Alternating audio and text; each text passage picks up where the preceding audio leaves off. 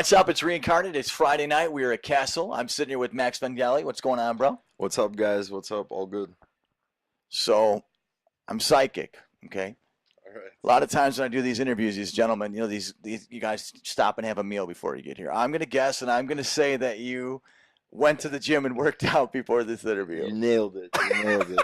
Amazing. I don't know how you do it. That was very good. Yeah. So you got a guitar when you were younger. Mhm. Did your parents buy that for you, or is that something you bought for yourself? Did you take lessons? How did that work out? Yeah, I actually bought it myself. I probably either bought it or stole it. I don't remember. And I was broke, you know. But yeah, I learned to play on my own, just watching videos and like reading books and stuff like It that. seems Yeah. like when you can figure out a chord, you can pretty much play any instrument. You know what I mean? You could, Uh, not a chord, a scale is what I mean. You know what I'm saying? yeah, Like yeah, if you can yeah, figure out how to do the scale on the instrument, yeah. it's That's true. music is music. You know? Well, unless you're talking about like a flute or something, you know. Like I don't know if I'd be able to pull Got that one off. it. What about like a scale on the drums? How would that work? You know? When you peel the skin off. Yeah, yeah. You know, like you actually have to tune the drums. Right. Yeah, yeah, Tune. yeah. I can't play the drums. I No? cannot play the drums Yeah, now. I know. I saw in an interview that you did with Ann 21 that you said that you really don't like doing the drums in the music. That's not your favorite part. One of your favorite parts. I'm more of like a melody guy. I don't like to You spend like the too much. emotion. I don't like to spend too much time on the drums because I don't think that they are that. It depends on what kind of record, but I build my stuff more around like melodies and stuff, and then keep the drums simple. How do you feel? Are you happy that finally this big festival sound is kind of dropping off a little bit, and it's more of a house oriented kind of a sound that's going mainstream? Yeah, definitely, of course. I'm not gonna say anything about that sound, You but could say something. It's all good.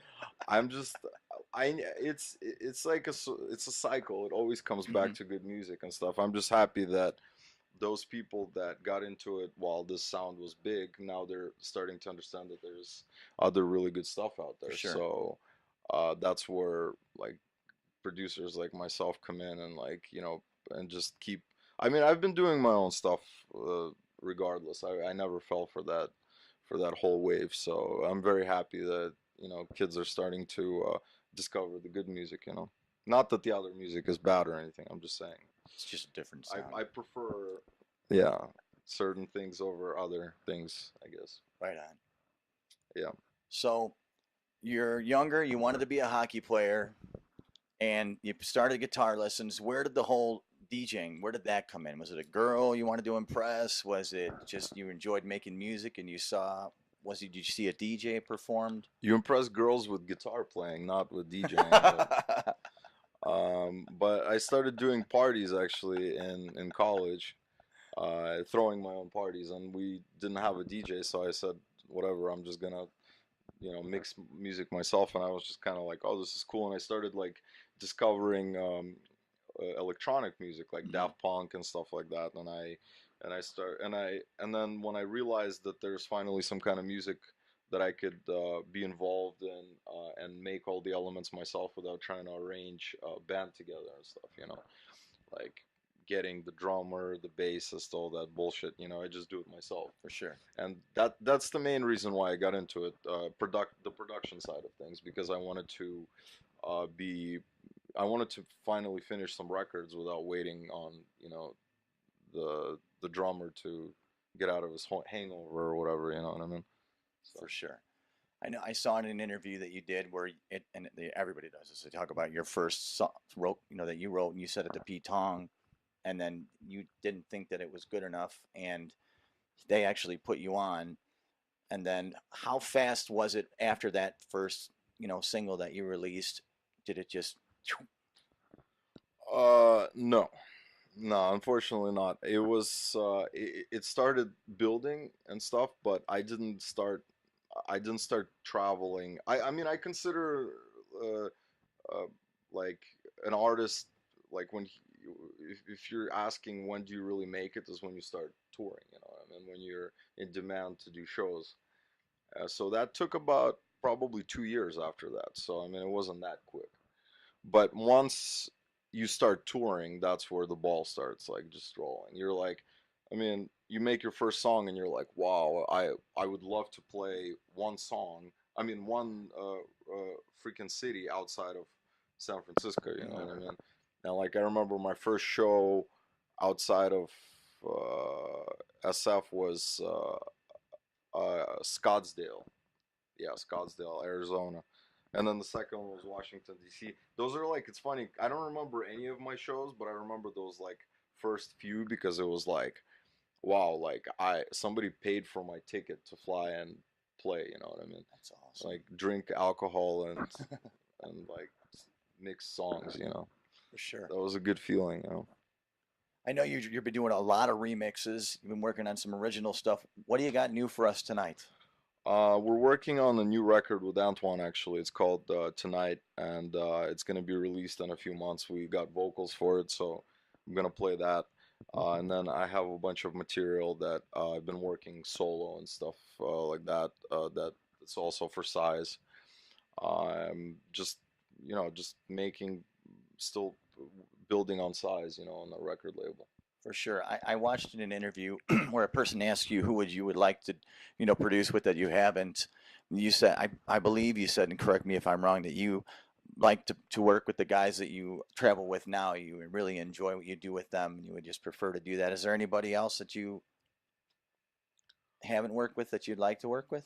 I mean, there's a lot of artists that I'd love to work with, you know.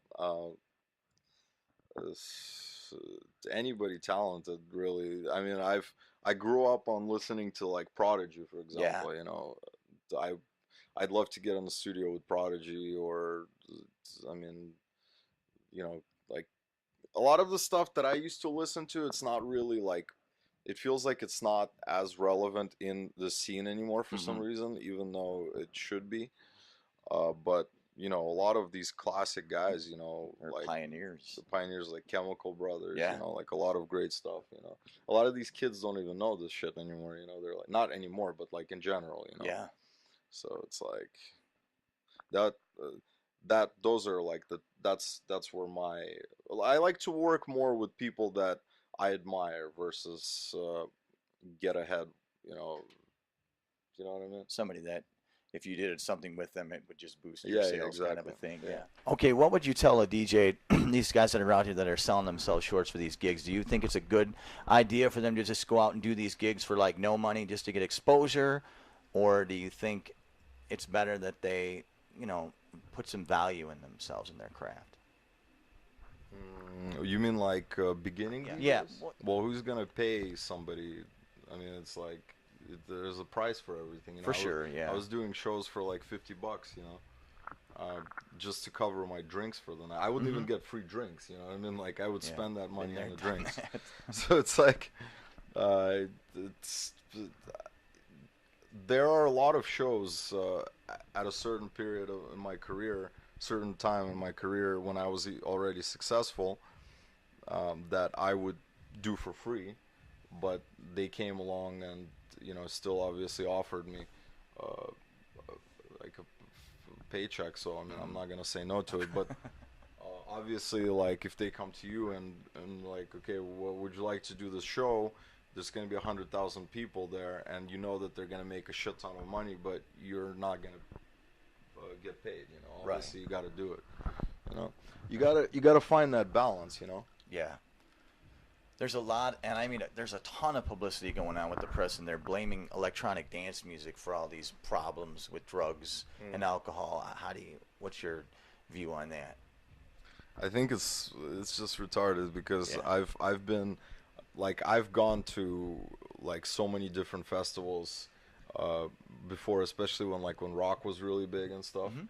and just like a certain culture has uh, like you know like with reggae music or for example with like with a lot of the hip hop Hmm. uh, festivals or concerts and stuff, the drug of choice a lot of the time is weed, you For know, sure. and so like I mean, is it it's still a drug, right? Right. So Exactly. like I mean, do people overdose on that? Probably not.